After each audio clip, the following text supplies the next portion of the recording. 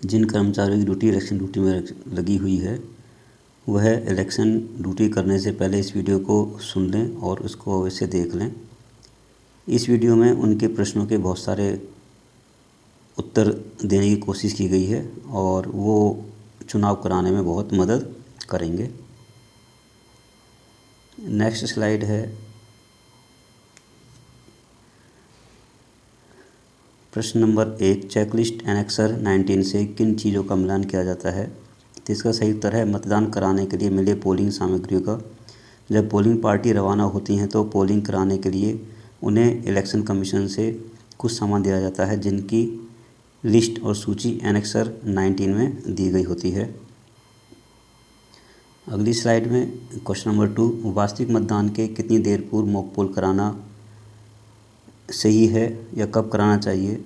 तो इसका सही उत्तर है 1.5 घंटा पहले या 90 मिनट पूर्व मॉक पोल करा देना चाहिए। अगला प्रश्न, मॉक पोल शुरू करने के लिए मतदान अभिकर्ताओं की कितनी देर प्रतीक्षा करनी चाहिए। इसका सही उत्तर है 15 मिनट तक पोलिंग एजेंट का इंतज़ार कर लेना चाहिए। नेक्स्ट अगला प्रश्न, कम से कम कितना मॉक पोल कराना आवश्यक है। कम से कम 50 मॉक पोल वोटिंग तो करानी चाहिए जिससे कि ये पता लग सके कि ईवीएम, सीयू, बीयू और वीवीपैट सुचारू रूप से सही काम कर रहे हैं। और 50 मॉक पोल वोट कराने से ये पता लग जाता है कि बीयू में जो बटन दिए गए हैं वो बटन भी सही ढंग से काम कर रहे हैं। अगला प्रश्न, प्रत्येक कैंडिडेट के लिए कम से कम कितने मॉक पोल करना अनिवार्य है। इसका सही उत्तर है कम से कम 1 मॉक पोल होना अनिवार्य है। अगला प्रश्न, क्या सभी कैंडिडेट के लिए बराबर मॉक पोल करना जरूरी है। नहीं, यह कोई ज़रूरी नहीं है कि सभी के लिए बराबर मॉक पोल किया जाए, परंतु यह ज़रूरी है कि जितने भी उम्मीदवार या जितने प्रत्याशियों की लिस्ट उस बैलेट यूनिट में लगी हुई है उन सब के एक वोट अवश्य डल जाना चाहिए जिससे कि बैलेट यूनिट के बटनों का प्रयोग किया जा सके जिससे बटन सही काम कर रहे हों। अगला प्रश्न, एक अभ्यर्थी एक बूथ पर अधिकतम कितने मतदान अभिकर्ता नियुक्त कर सकता है। इसका सही उत्तर है 2। अगला प्रश्न है, मॉक पोल करने के बाद कौन सा सर्टिफिकेट जारी किया जाता है जिस पर उपस्थित मतदान अभिकर्ताओं से हस्ताक्षर कराए जाते हैं। इसका सही उत्तर है मॉक पोल सर्टिफिकेट। अगला प्रश्न, यदि मॉक पोल के लिए प्रतीक्षा अवधि 15 मिनट समाप्त होने पर भी एक भी मतदान अभिकर्ता उपस्थित नहीं हुए तो क्या करना चाहिए। इसका सही उत्तर है मतदान दल द्वारा ही मॉक पोल आरंभ कर देना चाहिए। जो वहाँ पर पोलिंग पार्टी है उनके द्वारा ही मॉक पोल आरंभ कर देना चाहिए जिससे कि वोटिंग समय पर कराई जा सके। अगला प्रश्न, मॉक पोल पर्चियों का संधारण कैसे करते हैं। मॉक पोल पर्चियों के पीछे मोहर लगाकर उसे काले रंग के लिफाफे में रखते हैं, फिर उसे पारदर्शी प्लास्टिक के थैले में रखकर पीले पेपर सील लगा देते हैं। जो उस पर सील लगती है वो येलो कलर की सील होती है और उसको सील लगाकर उसको बंद कर देते हैं। अगला प्रश्न है, मॉक पोल में उम्मीदवारों के लिए सीयू में दर्ज मत एवं वीवीपैट के पेपर स्लिप पर दर्ज मतों में भिन्नता होने पर क्या करेंगे। इसका सही उत्तर है इसकी सूचना सेक्टर मजिस्ट्रेट को देंगे। यदि पोलिंग डे वाले दिन पोलिंग पार्टीज़ को कोई भी प्रॉब्लम या किसी समस्या का सामना करना पड़ता है, ईवीएम काम नहीं कर रही है या कोई और ऐसी समस्या है या वहाँ के व्यक्ति या वहाँ के किसी ऐसे व्यक्ति के जिसका वहाँ दबदबा हो वो वोट डालने में परेशान कर रहा तो उसकी सूचना तुरंत सेक्टर मजिस्ट्रेट को कर देनी चाहिए। अगला प्रश्न है, मतदान कक्ष में एक अभ्यर्थी के कितने पोलिंग एजेंट एक समय बैठ सकते हैं। तो इसका सही उत्तर है केवल 1, ओनली 1। अगला प्रश्न, ग्रीन पेपर सील पर पीठासीन अधिकारी द्वारा कहाँ पूर्ण हस्ताक्षर किया जाता है। तो इसका सही उत्तर है जो ग्रीन पेपर सील पर नंबर लिखे होते हैं उसका एक सील नंबर लिखा होता है उसके बैक साइड में उस पर साइन या हस्ताक्षर पोलिंग अधिकारी करेंगे। अगला प्रश्न है, वास्तविक मतदान प्रारंभ होने के समय कंट्रोल यूनिट के प्रदर्शन खंड पर इनवैलिड प्रदर्शित होने का क्या मतलब है। सही उत्तर है ईवीएम सही सीक्वेंस में नहीं है अर्थात सही क्रम में क्लोज, रिजल्ट और क्लियर बटन नहीं दबाया गया है। अगला प्रश्न है, वास्तविक मतदान के समय प्रदर्शन खंड पर इनवैलिड प्रदर्शित न हो इसके लिए कौन सी सावधानियां बरतनी चाहिए? सही उत्तर है CRC अर्थात ब्लैक कलर का बटन, येलो कलर का बटन एंड वाइट कलर का बटन की प्रक्रिया पूरी कर EVM को स्विच ऑफ कर लें, जिसको हम CRC कहते हैं। तब सीलिंग प्रक्रिया अपनाएं। मतलब जो हमारी EVM है या CU है उसको स्विच ऑफ करके ही सीलिंग मशीन की जाए। सील करने के बाद स्विच ऑन कर लें, फिर मतदान प्रारंभ कराएं। अगला प्रश्न है रिजल्ट सेक्शन में कुल कितनी सील लगाई जाती हैं? तो इसका सही उत्तर है 4 सील लगाई जाती हैं। Number 1 green pepper seal, number 2 special tag, number 3 address tag और नंबर 4 स्ट्रिप सील्स। ये 4 प्रकार की सीलें लगाई जाती हैं रिजल्ट सेक्शन को सील करते समय। अगला प्रश्न है क्लोज बटन के पास कौन सा टैग लगाते हैं? इसका सही उत्तर है स्पेशल टैग वाला टैग लगाते हैं। अगला प्रश्न है A और B अंकित पेपर सील को क्या कहते हैं? सही उत्तर है स्ट्रिप सील कहते हैं। अगला प्रश्न मतदान फोटो पहचान पत्र के अलावा कितने अन्य पहचान पत्र के माध्यम से मतदान किया जा सकता है? तो इसका सही उत्तर है टोटल 12 पहचान पत्रों को दिखाकर हम वोट डाल सकते हैं। अगला प्रश्न BLO द्वारा वितरित मतदाता पर्ची का इस चुनाव में क्या उपयोग है? सही उत्तर है इसका उपयोग मतदाताओं को मतदान के लिए आमंत्रित करने के लिए किया जाता है। इससे मतदाता की पहचान स्थापित नहीं की जाती है। BLO जो पर्ची वोटिंग पर्ची घर पर देकर आते हैं, इसका मतलब होता है कि आपकी वोट आई है और आपको वोट डालने पोलिंग बूथ पर आना है, या एक तरह से वोटर को एक निमंत्रण देना होता है कि आप आइए और अपना वोट डालिए। अगला प्रश्न है नोटा की फुल फॉर्म क्या है? None of the above. Ballot unit में जितने कैंडिडेट या उम्मीदवार चुनाव लड़ रहे हैं उसके अलावा सबसे लास्ट का बटन नोटा का होता है, जिसका मतलब है कि वोटर इस नोटा के बटन को दबाकर यह प्रदर्शन करता है कि मुझे ऊपर दिए गए उम्मीदवारों में कोई भी उम्मीदवार पसंद नहीं है। अगला प्रश्न BU VVPAT CU को किस क्रम में जोड़ेंगे? तो इसका सही उत्तर है BU को VVPAT से एवं VVPAT को CU से जोड़ेंगे। इसका यही सही क्रम है, तभी ये मशीनें सही तरीके से काम करेंगी। अगला प्रश्न है BU CU और VVPAT की फुल फॉर्म क्या है? इसका सही उत्तर है BU की full form ballot unit, CU की कंट्रोल यूनिट, VVPAT की voter verifiable paper audit trail. VVPAT की अगला प्रश्न BU CU और VVPAT की फुल फॉर्म क्या है? इसका सही उत्तर है BU की फुल फॉर्म है बैलेट यूनिट, CU को कहते हैं कंट्रोल यूनिट और VVPAT को कहते हैं voter verifiable paper audit trail. अगला प्रश्न VVPAT को ऑन करने की प्रक्रिया क्या है? इसका सही उत्तर है CU को ऑन करते ही यदि VVPAT और CU के कनेक्शन हैं तो जैसे ही हम CU को ऑन करेंगे VVPAT ऑटोमेटिकली ऑन हो जाएगा। VVPAT में कोई भी ऑन ऑफ स्विच नहीं होता है। अगला प्रश्न BU VVPAT एवं CU को सही क्रम में जोड़कर स्विच ऑन करने पर VVPAT के डिस्प्ले सेक्शन पर कितनी पर्चियां दिखाई देकर ड्रॉप बॉक्स में गिरती हैं?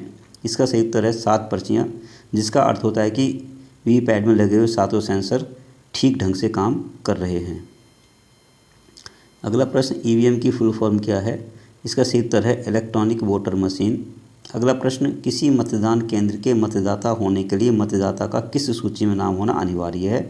तो इसका सही उत्तर है मतदाता सूची में नाम होना अनिवार्य है, अन्यथा वह अपनी वोट कास्ट नहीं कर पाएगा। अगला प्रश्न किन मतदाताओं के सहयोग के लिए मांगने पर साथी दिया जाता है? तो इसका सही उत्तर है दिव्यांग मतदाताओं के लिए। ऐसे वोटर जो हैंडीकैप हैं, जो चल फिर नहीं सकते हैं, जो सही तरह से देख नहीं सकते हैं, तो ऐसे वोटर को मदद करने के लिए साथी दिया जाता है, जिससे वो अपनी वोट डाल सके। अगला प्रश्न किसी दिव्यांग मतदाता के साथी बनने की अर्हताएं क्या हैं? मतदाता वयस्क हो तथा किसी अन्य दिव्यांग का साथी नहीं बना हो। अगला प्रश्न है VVPAT के स्लिप कंपार्टमेंट ड्रॉप बॉक्स को कब सील किया जाता है? अगला प्रश्न VVPAT के slip compartment drop box unit को कब सील किया जाता है? तो इसका सही उत्तर है मॉक पोल के बाद। मॉक पोल पेपर स्लिप को बाहर निकालने के बाद VVPAT के ड्रॉप बॉक्स यूनिट को सील कर दिया जाता है। अगला प्रश्न है चिन्हित मतदाता सूची का संधारक कौन होता है? तो इसका सही उत्तर है प्रथम मतदान अधिकारी। अगला प्रश्न, वीपैट के सुरक्षित उपयोग के लिए कौन सी सावधानियां बरतनी चाहिए? इसका सही उत्तर है, इसके 3-4 सावधानियां हमें बरतनी चाहिए वीपैट का यूज़ करते समय, जिसमें नंबर 1, सूर्य की सीधी किरणों से इसको बचा कर रखना है, इसको उच्च तापमान ऊष्मा से बचाना है एवं किसी धक्के से भी इसको बचाना है, इसमें झटका ना लगे। साथ ही संचालन में इसके जोर जबरदस्ती ना करें जिससे कि इसका कोई सेंसर खराब ना हो जाए। अगला प्रश्न, पोलिंग एजेंट यदि चाहे तो किन किन चीज़ों को संख्या को नोट करना आवश्यक होता है? सही उत्तर है green pepper seal, special tag, strip seal, CU, VU और वीपैट का क्रम संख्या। अगला प्रश्न है, मतदाता रजिस्टर प्रारूप 17 क का संधारक कौन होता है? तो इसका सही उत्तर है द्वितीय मतदान अधिकारी। अगला प्रश्न, सामान्यतः नियंत्रण यूनिट जिसे हम कंट्रोल यूनिट भी कहते हैं, उसका संधारक कौन होता है? इसका सही उत्तर है तृतीय मतदान अधिकारी। अगला प्रश्न, अमिट स्याही सामान्यतः किस हाथ की किस उंगली में लगाई जाती है? तो इसका सही उत्तर बाएं हाथ की तर्जनी उंगली में अमिट स्याही लगाई जाती है। अगला प्रश्न, मतदाता पर्ची किस लिफाफे में सील कर रखी जाती हैं? इसका सही उत्तर है सांविधिक लिफाफे में। अगला प्रश्न, टेंडर वोट कब कराया जाता है? सही उत्तर जब यह स्पष्ट हो जाए कि वास्तविक मतदाता के बदले किसी ने पूर्व में धोखा देकर मतदान कर दिया है, जब यह टेंडर वोट होता है। अगला प्रश्न, टेंडर वोटों की सूची किस प्रपत्र में तैयार की जाती है? इसका सही उत्तर है प्रारूप 17 ख में। अगला प्रश्न, टेंडर वोट एवं सूची किस लिफाफे में रखी जाती है? इसका सही उत्तर है सांविधिक लिफाफे में। अगला प्रश्न, चैलेंज वोट कब होता है? सही उत्तर है जब किसी मतदाता के पहचान पर पोलिंग एजेंट, मतदान अभिकर्ता या कैंडिडेट के द्वारा अभ्याक्षेप किया जाता है। अगला प्रश्न, चैलेंज स्थापित करने के लिए आक्षेपकर्ता से कितने रुपए लेकर रसीद काटी जाती है? इसका सही उत्तर है 2 रुपये की रसीद काटी जाती है जो सरकारी खाते में जमा होती है। अगला प्रश्न, आक्षेप गलत होने पर चैलेंज की राशि का क्या होता है? इसका सही उत्तर है राशि जब्त कर ली जाती है तथा संग्रहण केंद्र पर जमा कर दी जाती है। अगला प्रश्न, अभ्याक्षेपित मतों की सूची किस लिफाफे में रखी जाती है? इसका सही उत्तर है सांविधिक लिफाफे में रखी जाती है। अगला प्रश्न, चैलेंज गलत साबित होने पर मतदाता किस तरह मतदान करता है? इसका सही उत्तर है पीठासीन अधिकारी द्वारा शॉर्ट हियरिंग की प्रक्रिया के बाद यह सामान्य मतदाता की तरह मतदान करता है। नेक्स्ट क्वेश्चन है, वीपैट के संचालन हेतु उसके पेपर रोल नॉब को किस पोजीशन में रखना चाहिए? इसका सही उत्तर है वर्टिकल पोजीशन, खड़ी सीधी रेखा के रूप में। अगला प्रश्न, डिक्लेरेशन अंडर रूल 49 MA प्रक्रिया कब अपनाई जाती है? सही उत्तर है जब मत परीक्षण टेस्ट वोट कराया जाता है तब डिक्लेरेशन अंडर रूल 49 MA प्रक्रिया को अपनाया जाता है। अगला प्रश्न है, टेस्ट वोट परीक्षण मत कब होता है? सही उत्तर है जब कोई मतदाता दावा करे कि उसका मत वांछित उम्मीदवार को न जाकर दूसरी जगह गया है तथा वह टेस्ट वोट के प्रावधानों को पूरा करने को तैयार हो। अगला प्रश्न है, कटौती के लिए परीक्षण मतों की कुल संख्या किस प्रपत्र में अंकित किया जाता है? इसका सही उत्तर है प्रारूप 17 ग में। अगला प्रश्न, मतदान के दौरान कुल मतों को विभिन्न समय पर जानने के लिए किस बटन को दबाया जाता है? CU के टोटल बटन को दबाया जाता है। अगला प्रश्न है, परीक्षण मत की कटौती किन परिस्थितियों में की जाती है? इसका सही उत्तर है जब मतदाता का दावा गलत साबित हो जाए किंतु दावा सही साबित होने पर मतदान की प्रक्रिया रोक दी जाती है। अगला प्रश्न है, मतदान के दौरान कुल मतों को विभिन्न समय पर जानने के लिए किस बटन को दबाया जाता है? तो इसका उत्तर है टोटल बटन। अगला प्रश्न, अभिलिखित मतों का लेखा प्रारूप 17 ग की कितनी प्रतियां संग्रहण केंद्र पर जमा की जाती हैं? तो इसका सही उत्तर है 2 प्रतियां, या 2 कॉपी में इसको जमा किया जाता है। अगला प्रश्न, प्रारूप 17 ग किस लिफाफे का हिस्सा है? तो इसका सही उत्तर है खुला लिफाफा। अगला प्रश्न, EDC की फुल फॉर्म क्या है? सही उत्तर है इसकी फुल फॉर्म है इलेक्शन ड्यूटी सर्टिफिकेट। अगला प्रश्न, EDC किन्हें दिया जाता है? तो इसका सही उत्तर है मतदान अधिकारियों को ईडीसी दिया जाता है ताकि वे ड्यूटी वाले बूथ पर ही नियम व शर्तों के अनुरूप मतदान कर सकें। अगला प्रश्न, ईडीसी किस लिफाफे में रखा जाता है? तो इसका सही उत्तर है सांविधिक लिफाफे में इसको रखा जाता है। अगला प्रश्न, परोक्ष मतदाता प्रॉक्सी वोटर कौन होता है? सही उत्तर है जो क्लासिफाइड सर्विस वोटर के बदले मतदान करते हैं, उन्हें हम प्रॉक्सी वोटर कहते हैं। अगला प्रश्न है, एएसडी की सूची का क्या मतलब है? इसका सही उत्तर है इस सूची में A for absent, S for shifted और D फॉर डेड ऐसे मतदाता जो वहाँ पर अनुपस्थित हैं, जो वहाँ से कहीं अलग चले गए हैं और जो मतदाता जिनकी मृत्यु हो गई है, उन मतदाताओं के नाम एएसडी सूची में लिखे जाते हैं।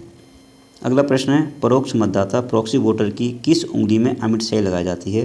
इसका सही उत्तर है बाएं हाथ की मध्यमा में, लेफ्ट हैंड की मिडिल फिंगर में अमिट स्याही को लगाया जाता है। अगला प्रश्न, अगर कोई वोटर मतदाता रजिस्टर में पूर्ण हस्ताक्षर या स्पष्ट अंगूठे का निशान लगाने से इनकार करता है तो क्या यह मतदान कर सकेगा? नहीं, उसे मत देने हेतु अनुज्ञात नहीं किया जाएगा तथा इस आशय की टिप्पणी मतदाता रजिस्टर के टिप्पणी कॉलम में दर्ज कर दी जाएगी। अगला प्रश्न है, अगर कोई वांछित मतदाता आयु संबंधी घोषणा करने से इनकार कर देता है तो क्या उसे मतदान से रोका जाएगा? सही उत्तर नहीं, वह मतदान करेगा, रोकने का प्रावधान नहीं है। अगला प्रश्न, अगर मतदान के समय में वीवीपैट खराब हो जाए तब इसमें क्या बदलाव होगा? इसका सही उत्तर है सिर्फ वीवीपैट को बदला जाएगा। अगला प्रश्न, अगर मतदान के दौरान वीयू या सीयू खराब हो जाए तब किसे बदला जाएगा? तो इसका सही उत्तर है बीयू, सीयू एवं वीवीपैट को पूरा सेट बदला जाएगा, इन तीनों मशीनों को चेंज किया जाएगा। अगला प्रश्न, अगर कोई वोटर सारी प्रक्रिया पूरी कर मत देने से इनकार कर दे तब क्या करेंगे? इसका सही उत्तर है मतदाता रजिस्टर के टिप्पणी कॉलम में मत देने से इनकार किया अंकित करेंगे। अगला प्रश्न, क्या मतदान करते मतदाता का वीडियोग्राफी करने या फ़ोटो खींचने की अनुमति दी जा सकती है? या जहां पर वोटर अपना वोट कास्ट करता है, बैलेट यूनिट में बटन दबाता है, उसकी वीडियोग्राफी या उसकी फ़ोटो खींचने की किसी को भी अनुमति नहीं है, क्योंकि प्रत्येक व्यक्ति जब भी किसी भी अपने उम्मीदवार को वोट डालता है, ये एक कॉन्फिडेंशियल बात होती है, वो उसको गोपनीय रखा जाता है। यह इलेक्शन कमीशन के द्वारा कानूनी अपराध है और एक गोपनीयता का उल्लंघन माना जाएगा। अगला प्रश्न है, निरक्षर, अंधे और शिथिलांग मतदाताओं की सूची किस प्रपत्र में तैयार की जाती है? तो इसका सही उत्तर है प्रारूप 14 कै। मतदान के दिन किसी कठिनाई की तुरंत सूचना किस पदाधिकारी को देनी चाहिए? तो इसका सही उत्तर है सेक्टर मजिस्ट्रेट को। अगला प्रश्न है, अति संवेदनशील बूथों पर कौन से ऑब्जर्वर नियुक्त किए जाते हैं? तो इसका सही उत्तर है माइक्रो ऑब्जर्वर। अगला प्रश्न, प्रपत्र 11 के जरिए मतदान अभिकर्ता जो पोलिंग एजेंट हैं की नियुक्ति कौन करता है? इसका सही उत्तर है कैंडिडेट और इलेक्शन एजेंट पोलिंग एजेंट की नियुक्ति करते हैं। अगला प्रश्न, मतदान अभिकर्ताओं के नियुक्ति प्रपत्रों को किस लिफाफे में रखा जाता है? तो इसका सही उत्तर है असंवैधिक लिफाफे में। अगला प्रश्न, असंवैधिक लिफाफों को किस केवल एक लिफाफे को सील किया जाता है? इसका सही उत्तर है प्रारूप 14 अव्याक्षेपित मतों की सूची।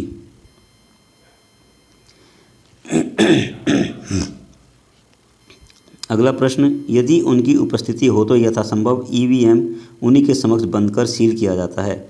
इसका सही उत्तर है पोलिंग एजेंट के समक्ष। जब वोट समाप्त हो जाती है, ईवीएम को क्लोज किया जाता है, तो पोलिंग पार्टी कोशिश करें कि उन मशीनों की सीलिंग प्रक्रिया पोलिंग एजेंट के सामने कराई जाए। अगला प्रश्न, पीठासीन पदाधिकारी की डायरी में पीठासीन के अलावा किन अन्य मतदान अधिकारियों के हस्ताक्षर कराए जाते हैं? इसका सही उत्तर है प्रथम मतदान अधिकारी एवं द्वितीय मतदान अधिकारी के सिग्नेचर भी करना अनिवार्य है। अगला प्रश्न, कितने घंटों के अंतराल पर डाले गए मतों की संख्या पीठासीन अधिकारी की डायरी में अंकित की जाती है? इसका सही उत्तर है प्रति 2 घंटे। हर 2 घंटे के बाद जितनी वोट का कुल वोट डली हैं उन वोटों को पीठासीनी डायरी में लिखा जाता है। अगला प्रश्न, मतदान के दिन कितने मीटर के भीतर प्रचार अपराध है? इसका सही उत्तर है 100 मीटर के भीतर। अगला प्रश्न, अप्रयुक्त व क्षतिग्रस्त green pepper seal, strip seal एवं स्पेशल टैग अलग अलग लिफाफों में रखकर किस बड़े लिफाफे में रखे जाते हैं? तो इसका सही उत्तर है असंविधिक लिफाफे में इनको रखा जाता है। अगला प्रश्न, मतदान समाप्ति के समय कतार में खड़े मतदाताओं को मतदान करने के लिए क्या करते हैं? इसका सही उत्तर है उन्हें एक मौका देते हुए अस्थायी पर्ची देकर मतदान करा लिया जाता है। तत्पश्चात मतदान समाप्ति घोषणा की जाती है। अगला प्रश्न, 16 बिंदुओं वाला प्रतिवेदन किस लिफाफे का हिस्सा है? इसका सही उत्तर है खुला लिफाफा। अगला प्रश्न, पीठासीन अधिकारी घोषणा कितने भागों में विभक्त होता है? इसका सही उत्तर है 4 भागों में। नंबर 1 मतदान आरंभ, नंबर 2 यदि वोटिंग मशीन बदली गई हो, नंबर 3 मतदान समाप्त करने एवं नंबर 4 ईवीएम सील करने की घोषणा। अगला प्रश्न, मतदाता रजिस्टर 17 क में कितने कॉलम होते हैं? इसका सही उत्तर है मतदाता रजिस्टर 17 क में 5 कॉलम होते हैं। नंबर 1 क्रम संख्यांक, नंबर 2 निर्वाचक नामावली, निर्वाचक की क्रम संख्या, नंबर 3 प्रस्तुत दस्तावेजों का ब्यौरा, नंबर 4 हस्ताक्षर या अंगूठे का निशान और नंबर 5 उनकी टिप्पणियाँ। अगला प्रश्न, पहचान स्थापित कर प्रथम मतदान अधिकारी को मतदाता सूची में कैसे चिन्हित करेगा? इसका सही उत्तर है पुरुष होने की स्थिति में अंडरलाइन नाम के नीचे जो पुरुष अपनी वोट कास्ट करने के लिए आया है या वोटर आया है उसके लिए जो उसका नाम होगा मतदाता सूची में उसके नीचे नाम के नीचे उसको अंडरलाइन कर दिया जाएगा। और जो महिला जो होगी उसके नाम के नीचे अंडरलाइन तो किया जाएगा, परंतु साथ ही साथ जो उसका सीरियल नंबर होगा क्रम संख्या होगी उस पर भी एक राइट का निशान लगा दिया जाएगा। अगला प्रश्न, चुनाव ड्यूटी पर लगाए गए मतदान कर्मी किस प्रपत्र के माध्यम से रिटर्निंग ऑफिसर को पोस्टल बैलेट के लिए आवेदन करता है? इसका सही उत्तर है प्रारूप 12 या प्रपत्र 12 के द्वारा। अगला प्रश्न, असंविधिक लिफाफे एवं संविधिक लिफाफे के भीतर कितने लिफाफे होते हैं? साथ ही खुले लिफाफों की संख्या भी बताएं। इसका सही उत्तर है संविधिक के 5, असंविधिक के 11 एवं खुले लिफाफों में 6 लिफाफे होते हैं।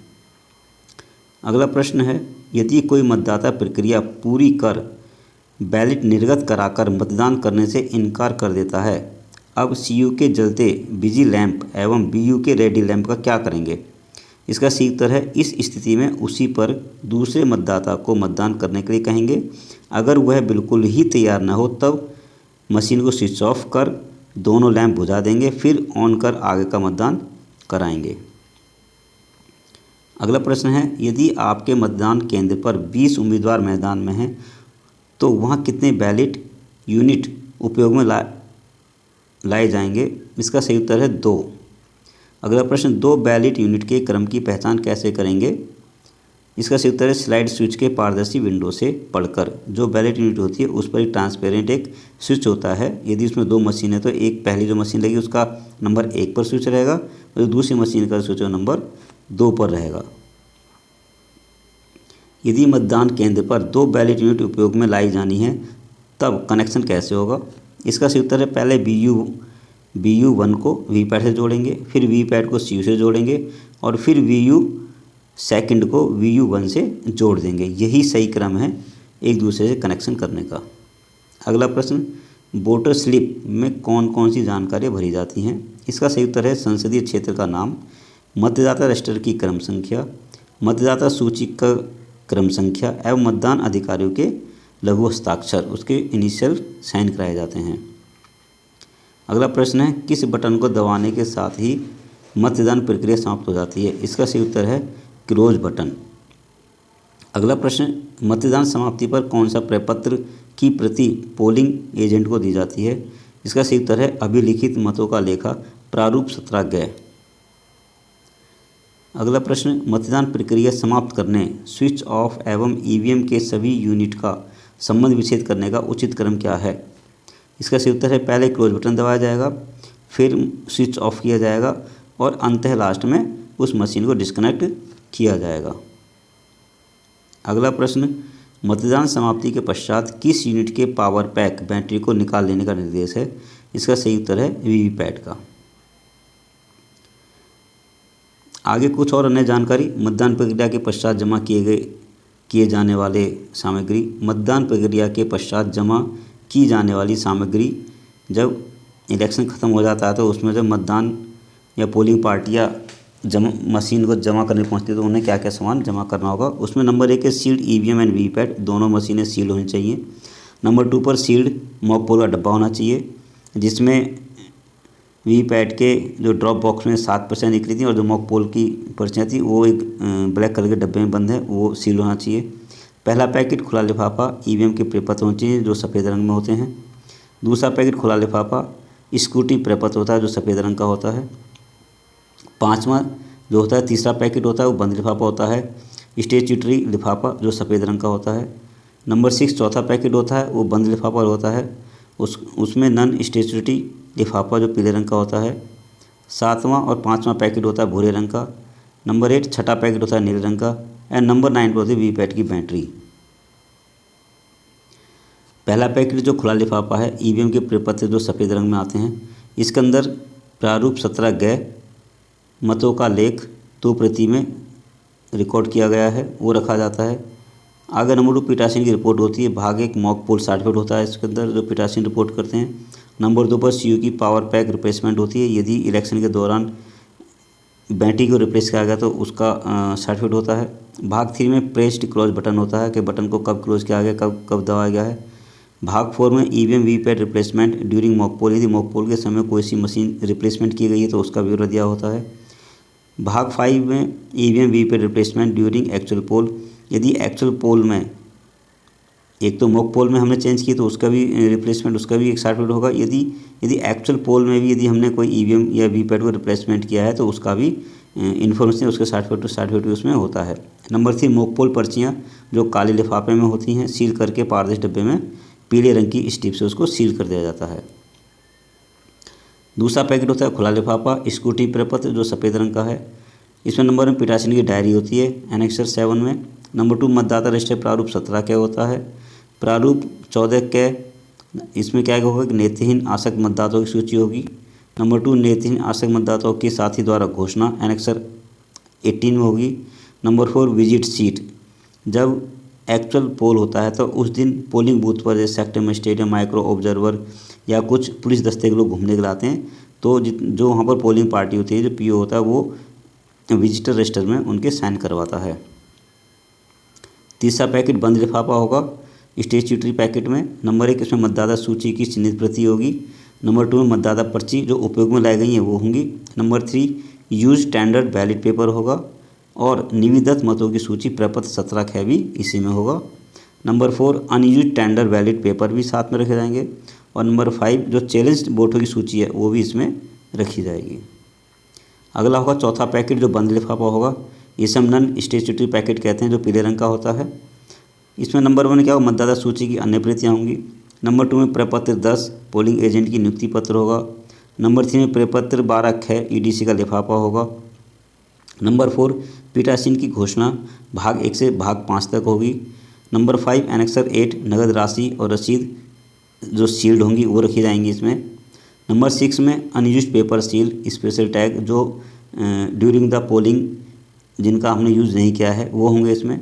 नंबर 7 में अनयूज्ड मतदाता पर्ची जो मतदाता पर्ची जारी की गई थी बीएलओ के द्वारा, तो वो पर्चियों का लेखा जोखा इसमें रखा जाएगा। नंबर 8 एनेक्सर 15 और 16 में आयु की घोषणा प्लस सूची। नंबर 9 एनेक्सर 17 में 49 MA के तहत घोषणा की गई वो होगी। नंबर 10 एनेक्सर 14 AHD की घोषणा होगी जिसमें आपके एब्सेंट और शिफ्टेड और डेड जो वोटर है उनकी घोषणा की गई थी वो होंगे उसके अंदर। नंबर 11 एनेक्सर 20 SHO थाना अधिकारी की शिकायती पत्र, यदि कोई ऐसी कंप्लेंट की गई है आपकी बूथ पर जो थाना अधिकारी को अपने कीजिए, जो थाना अपने कंप्लेंट की है तो उसकी एक प्रति उसमें लिखी जाएगी। अब विशेष क्या है इसमें, विशेष ये है नोट के सभी लिफाफों को एक बड़ा लिफाफा नॉन स्टैट्यूटरी पैकेट में डालकर सील कर देंगे। जो 5वां पैकेट होता है भूरे रंग का, उसके अंदर क्या क्या रखा जाएगा, उसमें नंबर 1 अमिट स्याही का सेट रखा जाएगा, स्टम्प पैड रखा जाएगा और स्केल रखा जाएगा उसके अंदर। नंबर 2 पीठासीन की हस्तपुस्तिका और निर्देशिका इत्यादि वो सब 5वें पैकेट में जो भूरे रंग का होगा उसमें रखे जाएंगे। नंबर 6 जो पैकेट होगा वो नीले रंग का पैकेट होगा। इसमें क्या क्या होगा, इसमें अभ्यर्थी सूची पुस्तिका होगी। और क्या होगा इसमें, नंबर 2 पर अन्य अप्रूव्ड प्रपत्र होंगे। पिटासीन का मेटल सील होगी, जो इलेक्शन कमीशन से एक मेटल की सील मिलती है, पीतल की सील मिलती है। और एरो क्रॉस रबर मोहर होगी इसमें। और अमिट से रखने वाला एक कप होगा, जो हमें इस 6 पैकेट में नीले रंग लिफाफे में हमें जमा करना होगा। यदि वीडियो अच्छी लगे तो आगे शेयर करें, सब्सक्राइब करें, जिससे और जो पोलिंग कर्मचारी हैं वो भी इसका फ़ायदा उठाकर सही तरीके से अपने बूथ पर पोलिंग को सफल करा सकें।